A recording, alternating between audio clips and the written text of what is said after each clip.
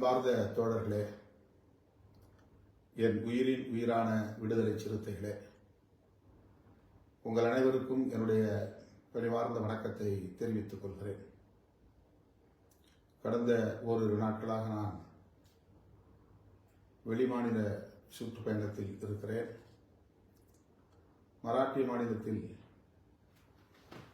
அவுரங்காபாத் என்னும் இடத்தில் தந்தை பெரியாரின் திருவுருவச் சிலை திறப்பு விழா நடைபெற்றது. அந்த நிகழ்ச்சியில் பங்கேற்பதற்காக நான் சென்றிருந்தேன். பல்வேறு இயக்கங்களின் தலைவர்கள் பல்வேறு மாநிலங்களிலிருந்து வருகை தந்தார்கள். அந்நிகழ்ச்சியை முடித்துக்கொண்டு பெங்களூர் வந்திருக்கிறேன். பெங்களூரிலிருந்து முகநூல் நேரலை வாயிலாக உங்களை சந்திப்பதில் மகிழ்ச்சி அடைகிறேன். முக்கியமான ஒரு சில தகவல்களை உங்களோடு பகிர்ந்து கொள்ள விழைகிறேன். அக்டோபர் 2 நாம் திட்டமிட்டபடி மது மற்றும் போதைப்பொருள் ஒழிப்பு மகளிர் மாநாடு நடைபெற உள்ளது. இந்த மாநாட்டை ஒட்டி தமிழகம் தழுவிய அளவில் விழிப்புணர்வை ஏற்படுத்துவதும் மகளிரை அணிதிரட்டுவதும் உடனடியாக நாம் செய்ய வேண்டிய பணிகளாகும். அதற்காக மாநாட்டு ஒருங்கிணைப்பு குழு அறிவிக்கப்பட உள்ளது. ஒருங்கிணைந்த ஒவ்வொரு மாவட்டத்திலும் தலைமையிடத்திலிருந்து மேலிடத்திலிருந்து ஒரு பொறுப்பாளர், மகளிர் விடுதலை இயக்கத்திலிருந்து ஒரு பொறுப்பாளர் மற்றும் தொடர்புடைய அந்த மாவட்ட செயலாளர்கள் இந்த ஒருங்கிணைப்பு பணிகளை மேற்கொள்ள இருக்கிறார்கள். கள்ளக்குறிச்சி அருகே நாம் நடத்தவிருக்கிற இந்த மாநாடு மிகவும் முக்கியத்துவம் வாய்ந்த ஒரு மாநாடாக உள்ளது. வெல்லும் ஜனநாயக மாநாடு எப்படி தேசத்தின் கவனத்தை ஈர்த்ததோ அதைப் போல இந்த மாநாட்டின் கருப்பொருள் அனைத்து தரப்பாரின் கவனத்தையும் ஈர்க்கக்கூடியதாகும். மிகவும் சவாலான ஒரு மாநாடு. இதனை வெற்றிகரமாக நாம் நடத்தியாக வேண்டும். ஆகவே இன்று நான் மாநாட்டு ஒருங்கிணைப்பு குழு ஒவ்வொரு மாவட்டத்திற்கும் யார் யார் அந்த குழுவில் இடம்பெற்றிருக்கிறார்கள் என்பதை அறிவிக்க இருக்கிறேன். அதற்கு தோழர்கள் முழுமையான ஒத்துழைப்பை நல்க வேண்டும். ஒரு ஒருங்கிணைந்த மாவட்டம் 2 மாவட்ட செயலாளர்கள் அல்லது 3 மாவட்ட செயலாளர்கள் கொண்ட ஒரு குழுவாக பிரிக்கப்படும்.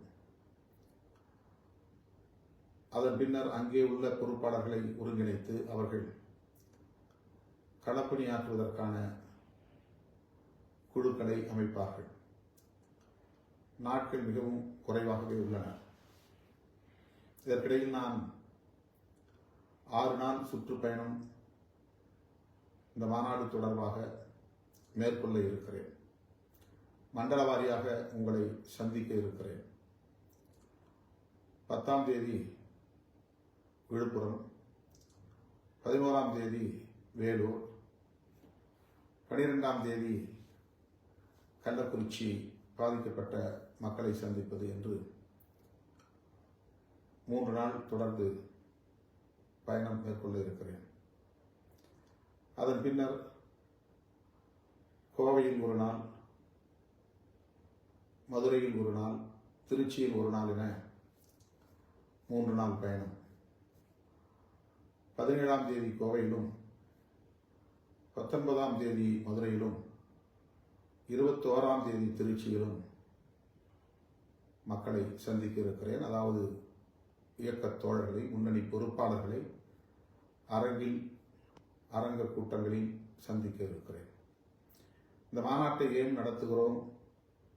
தேசிய அளவில் மதுவிலக்கு கொள்கையை ஏன் வலியுறுத்துகிறோம்? போதைப் பொருள்களும் மதுவும் எந்த அளவுக்கு உழைக்கும் வர்க்கத்தை பாழ்படுத்தி கொண்டிருக்கிறது என்பது குறித்த கருத்துக்களை உங்களோடு பகிர்ந்து கொள்வதற்காகத்தான் இந்த 6 நாள் சுற்றுப்பயணத்தை மேற்கொள்ள இருக்கிறேன். எனவே இந்த பயணம் வெற்றிகரமாக அமைய வேண்டும், அதற்கு முழுமையான ஒத்துழைப்பை நீங்கள் நல்க வேண்டும் என்று கேட்டுக்கொள்கிறேன். அக்டோபர் 2ஆம் தேதி நடைபெறவிருக்கிற மாநாட்டை மாபெரும் வெற்றி பெறச் செய்ய வேண்டும் என்றும் கேட்டுக்கொள்கிறேன். அடுத்து, தனியார் தொலைக்காட்சி ஒன்றில் வழக்கம் போல உண்மைக்கு மாறான தகவல்களை அருந்ததியர் சமூகத்திற்கு உள்ஒதுக்கீடு வழங்குவது தொடர்பாக வெளியிட்டிருக்கிறார்கள். அது என் கவனத்திற்கு வந்தது. உச்சநீதிமன்றத்தில் நாம் தாக்கல் செய்திருக்கிற பெட்டிஷன் மனு என்பது சீராய்வு மனு அல்லது மீளாய்வு மனு என்று நாம் தமிழிலே சொல்லுகிறோம். அதை ஆங்கிலத்திலே ரிவ்யூ பெட்டிஷன் என்று சொல்லுகிறார்கள். ரிவ்யூ பெட்டிஷன் என்பது சொல்லப்பட்டிருக்கிற தீர்ப்பில் நமக்கு ஏற்பட்டுள்ள ஐயங்கள் தொடர்பாக நாம் முன்வைக்கக்கூடிய கருத்துக்களாகும். சில கோரிக்கைகளை அதிலே நாம் வைக்கிறோம். இது அப்பீல் அல்ல. அப்பீல் என்பது மேல்முறையீடு. ஒட்டுமொத்தமாக இந்த தீர்ப்பை எதிர்த்து இதைவிட கூடுதலான நீதிபதிகள் இடம்பெறக்கூடிய பெஞ்ச், அந்த அமர்விலே இதை விசாரிக்க வேண்டும் என்று கோருவது அப்பீல். அதாவது இப்போது உச்சநீதிமன்றம் அளித்திருக்கிற தீர்ப்பு 7 நீதிபதிகளை கொண்ட அமர்வு, அதை 7 ஜட்ஜஸ் பெஞ்ச் என்று சொல்கிறார்கள். ஏற்கனவே அருண் மிஸ்ரா தலைமையில் இருந்த அமர்வு 5 நீதிபதிகள் கொண்ட அமர்வு, அது 7 நீதிபதிகளை கொண்ட லார்ஜர் பெஞ்ச் என்கிற ஒரு அமர்விலே பஞ்சாப் மாநிலம் தொடுத்த வழக்கு விசாரணைக்கு எடுத்துக் கொள்ளப்பட்டது. அந்த வழக்கோடு தான் ஹரியானா வழக்கு, ஆந்திரா வழக்கு, தமிழ்நாட்டிலிருந்து தொடுக்கப்பட்ட வழக்கும் இணைத்துக் கொள்ளப்பட்டது. அது தொடர்பான தீர்ப்பு 7 நீதிபதிகளை கொண்ட இந்த அமர்வு வழங்கியது. நாம் அருண் மிஸ்ரா தலைமையிலான 5 நீதிபதிகள் கொண்ட அமர்வு வழங்கிய தீர்ப்பை உள்ஒதுக்கீடு செல்லும் என்கிற அந்த தீர்ப்பை அறிக்கை வெளியிட்டிருக்கிறோம். தமிழ்நாட்டில் அருந்ததியருக்கான உள்ஒதுக்கீடு குறித்து அனைத்து கட்சி கூட்டம் கூட்டிய போதும், கூட்டுவதற்கு முன்பும், கூட்டிய போதும் அருந்ததியர் சமூகத்திற்கான உள்ஒதுக்கீடு குறித்து அன்றைய முதல்வர் முத்தமிழறிஞர் கலைஞர் அவர்களிடம் ஆதரவை நல்கினோம், ஒத்துழைப்பை நல்கினோம். அண்மையில் கூட புதிய தமிழகம் கட்சியை சார்ந்த தலைவர் திருமாவளவன் அன்றைக்கு ஆதரித்ததால் தான் இது சட்டமாகவே ஆனது என்று என்னை கண்டித்ததை நீங்கள் தொலைக்காட்சிகளில் பார்த்திருக்க முடியும். ஆகவே நாம் ஆதரிக்கவில்லை என்று ஆரம்பத்திலிருந்து நமக்கு எதிரான அவதூறுகளை சிலர் திட்டமிட்டு ஒரு சிலர் பரப்பி வருகின்றனர். புத்தகமாகவும் தப்பு தப்பாக ஆதாரமில்லாத குற்றச்சாட்டுகளை அள்ளி இறைத்து வெளியிட்டார்கள். அப்போதே ஜூனியர் விகடன் இதழில் நம்முடைய கருத்தை திரித்து தவறாக பதிவு செய்திருந்ததை தம்பி வே கனியமுதன் அண்மையிலே எனக்கு நினைவூட்டினார். அருந்ததியர் சமூகத்திற்கு இடஒதுக்கீடு வழங்க வேண்டும், அதை உள்ஒதுக்கீடு என்று சொல்லுவது அந்த சொல்லாடல் பொருத்தமானதில்லை என்று நான் சொல்லியிருந்தேன். ஒவ்வொரு சமூகமும் தனித்தனி சமூகமாகத்தான் இங்கே வாழ்ந்து கொண்டிருக்கிறோம். அதுதான் யதார்த்தமான உண்மை. கட்டமைப்பு நிர்வாகத்தின் வசதிக்காகவும் இந்த சமூகங்கள் ஒன்றிணைந்து ஓர் அணியில் திரண்டு ஒரே சக்தியாக வலுப்பெற வேண்டும் என்பதற்காகவும் அன்றைக்கு புரட்சியாளர் அம்பேத்கர் அவர்கள் இந்தியா முழுவதும் உள்ள எல்லா சமூகத்தினரையும் பாகுபாட்டுக்கு உள்ளாகி இருக்கிற பூர்வீக குடிகள் அனைவரையும் ஷெட்யூல் காஸ்ட் என்கிற பெயரிலே ஒருங்கிணைத்திருக்கிறார். ஆனால் ஒவ்வொன்றும் தனித்தனி சமூகம்தான். மகார் சமூகமும் எஸ்சி தான். தமிழ்நாட்டில் இருக்கிற ஆதிதிராவிடர் சமூகமும் எஸ்சி தான். ஆனால் இரண்டும் ஒன்றல்ல, தனித்தனி சமூகம்தான். இந்த பொருளில் நான் சொல்லியிருந்தேன். ஆகவே இதை உள்ஒதுக்கீடு என்று சொல்வதற்கு பதிலாக தனி ஒதுக்கீடு என்றே சொல்லலாம் என்ற கருத்தை நான் அப்போது வெளியிட்டிருந்தேன். அதை திரித்து உள்ஒதுக்கீடு வேண்டாம் என்கிறார் திருமாவளவன் என்ற செய்தியை அவர்கள் பதிவு செய்துவிட்டார்கள். அப்போது ஊடகம் தவறாக பதிவு செய்ததை பிடித்துக் கொண்டு நாம் உள்ஒதுக்கீட்டை எதிர்க்கிறோம் எதிர்க்கிறோம் எதிர்க்கிறோம் என்று இன்றைக்கும் சிலர் கூச்சல் போட்டுக்கொண்டே இருக்கிறார்கள். உண்மையாக எதிர்ப்பவர்களை விட்டுவிட்டார்கள். ஒரு வார்த்தை கூட அவர்கள் பற்றி அவர்கள் பேசுவதில்லை. ஏனோ ஆதரிக்கிற நம்மை மீண்டும் மீண்டும் கடுமையாக விமர்சிக்கிறார்கள். அதற்கு பொருள் விளங்கவில்லை.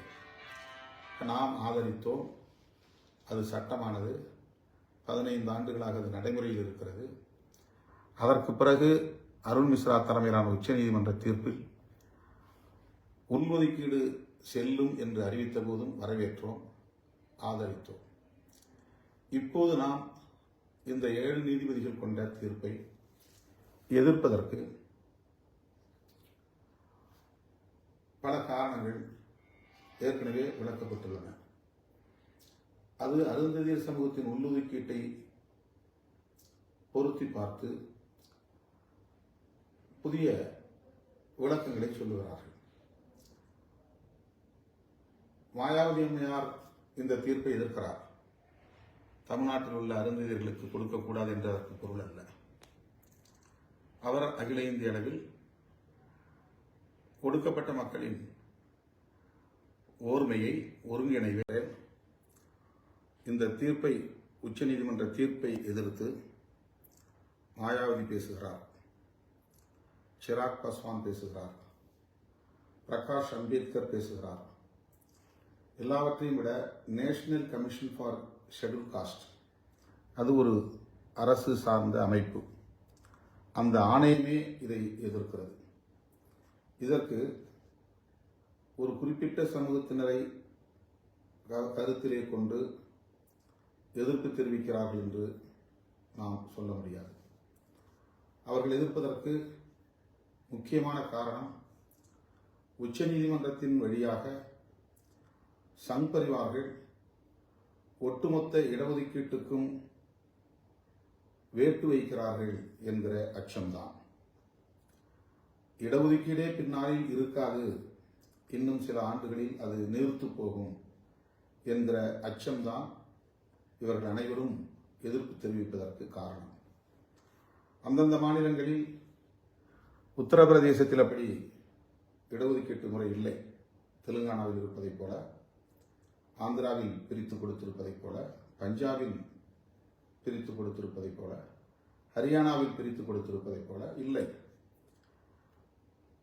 ஆனால் உத்தரப்பிரதேசத்தில் மாயாவதி அம்மையார் எதிர்க்கிறார் என்றால் தேசிய அளவில் அதை கவனத்திலே கொண்டு எதிர்க்கிறார். இதுதான் உண்மை. நம்முடைய பார்வையும் தேசிய அளவில் ஷெட்யூல் காஸ்ட் 30% இருக்கிறார்கள். 1971 மக்கள் தொகை கணக்கெடுப்பின்படி 15% பிளஸ் 7.5%, 22.5%. ஆனால் கிட்டத்தட்ட இந்த 2 சமூகத்தினரையும் இணைத்தால் 27% மேல், சிலர் 30% என்றும் சொல்லுகிறார்கள். இன்றைய 2021 படி 27% மேல் 2 சமூக பிரிவினரும் எஸ்சி எஸ்டி. அந்த மக்கள் தொகை அடிப்படையிலே இடஒதுக்கீடு இருக்கிறதா என்றால் இல்லை. மக்கள் தொகை அடிப்படையிலே இடஒதுக்கீடு வேண்டும் என்ற குரல் தொடர்ந்து ஒலிக்கிறது. அதை பற்றி ஆளும் ஆட்சியாளர்கள் கவலைப்படவில்லை. முன்னேறிய சமூகத்தினருக்கு 10% இடஒதுக்கீடு கொடுக்க வேண்டும் என்று பொருளாதார அடிப்படையில் இடஒதுக்கீடு கொண்டு வந்து அதற்கு சட்டத்தையும் கொண்டு வந்து விட்டவர்கள் எஸ்சி எஸ்டி சமூகத்திற்கு மக்கள் தொகை அடிப்படையிலே இடஒதுக்கீட்டை உயர்த்த வேண்டும் என்பதற்கு எந்த முயற்சியும் எடுக்கவில்லை. 1971ஆம் ஆண்டு எடுக்கப்பட்ட மக்கள் தொகை கணக்கெடுப்பின் அடிப்படையில் அன்றைக்கு இருந்த அதேபோல பதவி உயர்வில் இடஒதுக்கீடு இல்லை, அதை பற்றி அவர்கள் கவலைப்படவில்லை.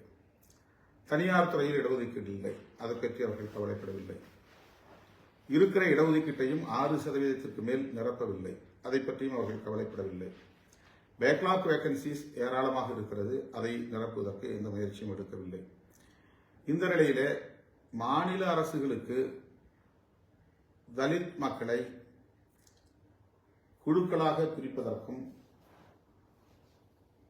அவர்களுக்கான இடஒதுக்கீட்டை பங்கு போடுவதற்கும் அதிகாரம் வழங்கப்படும் என்று உச்சநீதிமன்றத்தின் வழியாக இவர்கள் சொல்லியிருப்பதால் இவர்களுக்கு ஒரு உள்நோக்கம் இருக்கிறது என்று சிராக் பாஸ்வான் அச்சப்படுகிறார், மாயாவதி அச்சப்படுகிறார், புரட்சியாளர் அம்பேத்கரின் Bayern Prakash Ambedkar அச்சப்படுகிறார், national commission for schedule cost அச்சப்படுகிறது.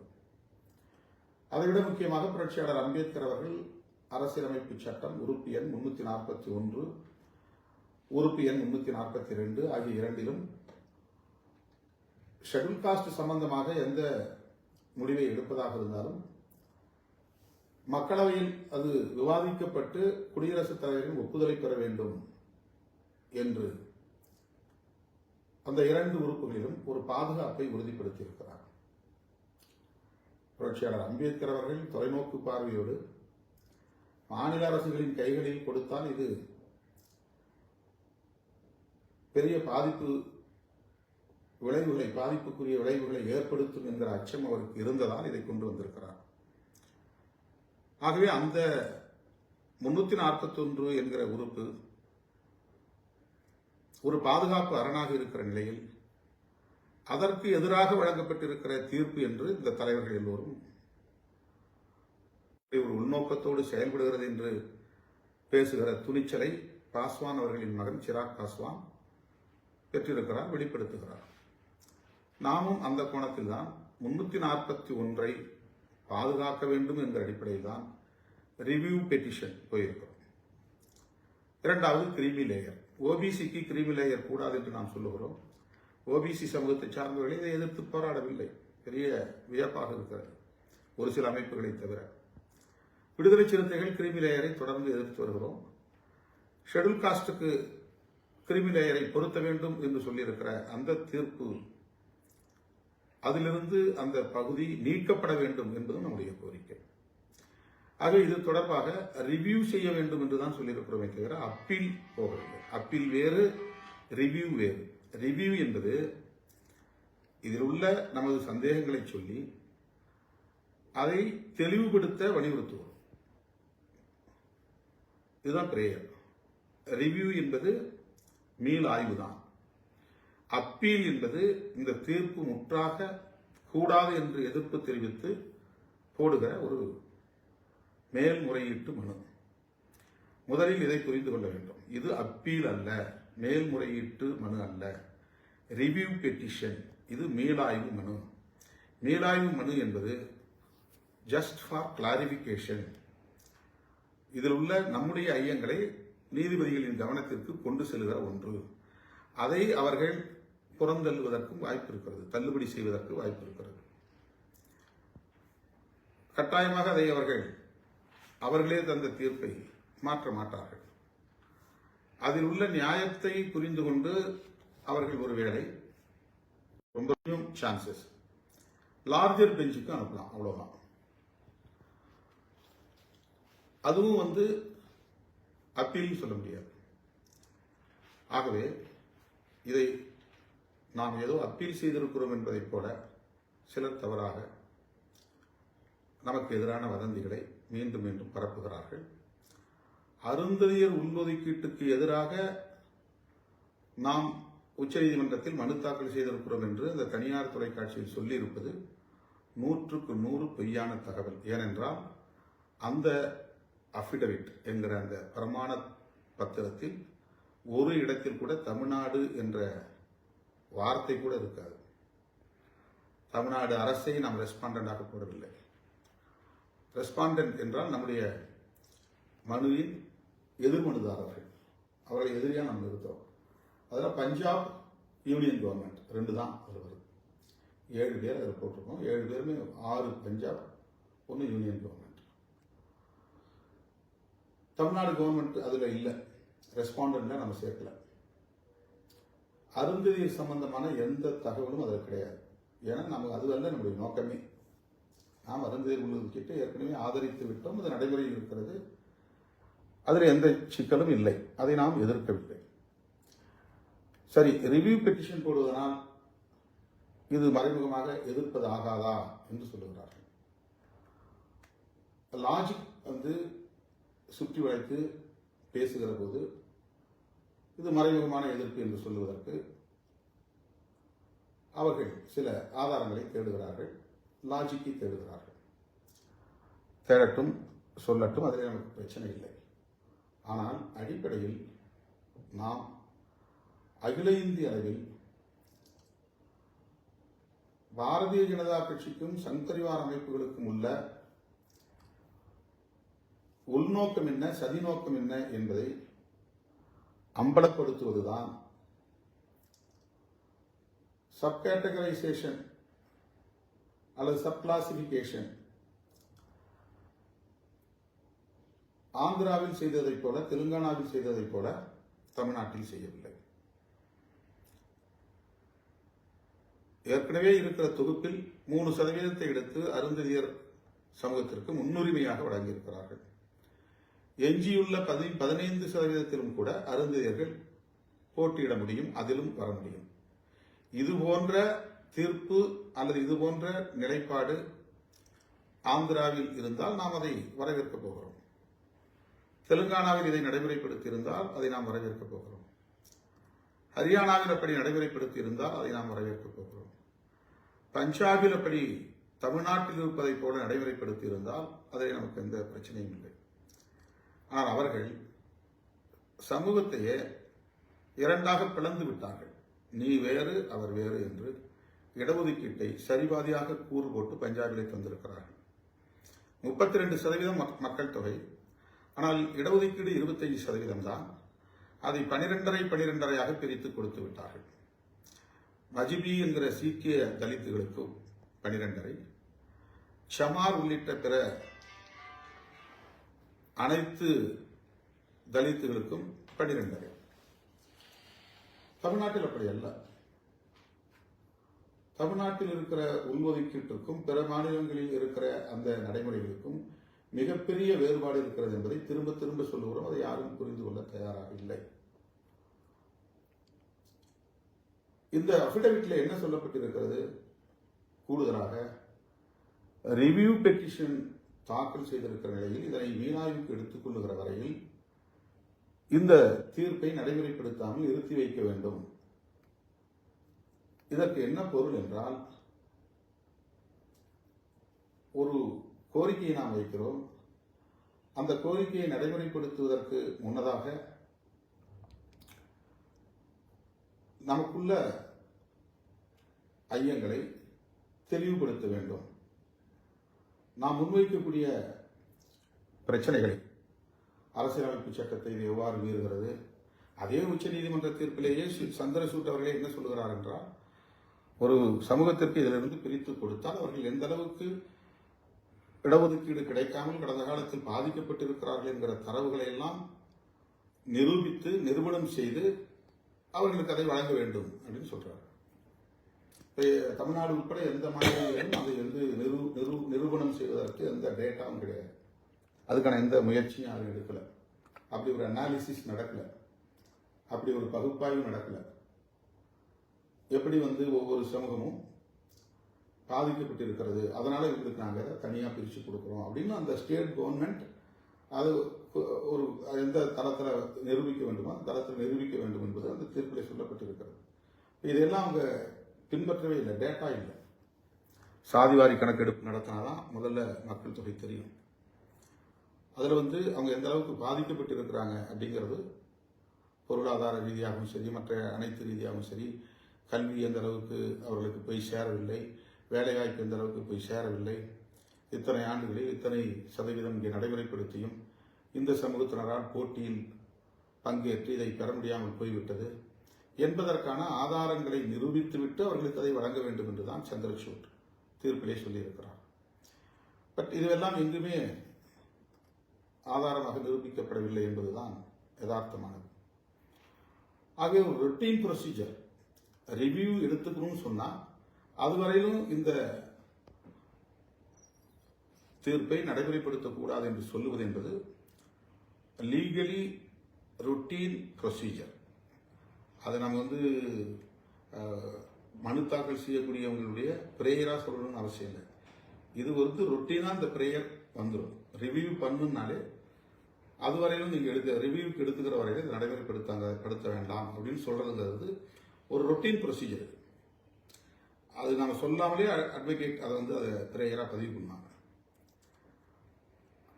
நாம ஏதோ இதை நடைமுறைப்படுத்த வேணாம், இதை நிறுத்தி வைங்க அப்படின்னு நாம தடுத்த மாதிரி ஒரு தோற்றத்தை உருவாக்குகிறார்கள். ரிவ்யூ செய்ய வேண்டும் என்று சொன்னாலேயே அதனோடு இணைந்த ஒரு கோரிக்கையாக ரொட்டீன் பிரேயராக இது வரும். அதனால் அஃபிடவிட்ல அது சொல்லப்பட்டிருக்கிறது, அவ்வளவுதான்.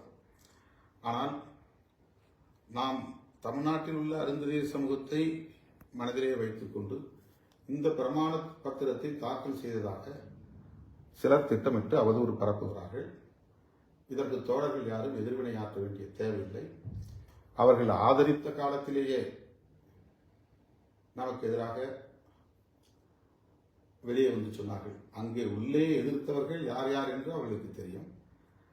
அவர்களை அன்றைக்கும் அவர்கள் விமர்சிக்கவில்லை. அதுதான் பெரிய ஆச்சரியமாக இருக்கிறது. இன்றைக்கும் அவர்களை பற்றி யாரும் பேசுவதில்லை. உள்ஒதுக்கீட்டுக்கு எதிர்ப்பாக கருத்தரங்கம், மாநாடு என்றெல்லாம் நடத்துகிறார்கள். அவர்களை பற்றி எந்த விமர்சனமும் அவர்கள் ஒரே ஒரு சொல் கூட எங்கும் வைத்ததாக எனக்கு தெரியவில்லை. மார்க்சிஸ்ட் கம்யூனிஸ்ட் கட்சி தமிழ்நாட்டில் உள்ஒதுக்கீட்டை ஆதரிப்பதாக மாநாடு நடத்துகிறார்கள். ஆனால் அகில இந்திய அளவில் இந்த உச்சநீதிமன்ற தீர்ப்பை அவர்கள் ஏற்கவில்லை. இது எத்தனை பேருக்கு தெரியும் என்று நமக்கு தெரியவில்லை. இதை நான் குற்றமாக சொல்லவில்லை. விடுதலை சிறுத்தைகளை பொறுத்தவரையில் இடதுசாரிகளோடு இணைந்து தோழமையோடு நெடுங்காலம் பயணிக்க வேண்டும் என்கிற உறுதிப்பாட்டோடு மனப்பூர்வமாக இணங்கி இயங்கி வருகிறோம். அதிலே எங்களுக்கு எந்த தயக்கமும் இல்லை, எந்த நெருடலும் இல்லை. ஆனால் இதை பற்றியெல்லாம் பேசாதவர்கள் விடுதலை சிறுத்தைகளை பற்றி மட்டுமே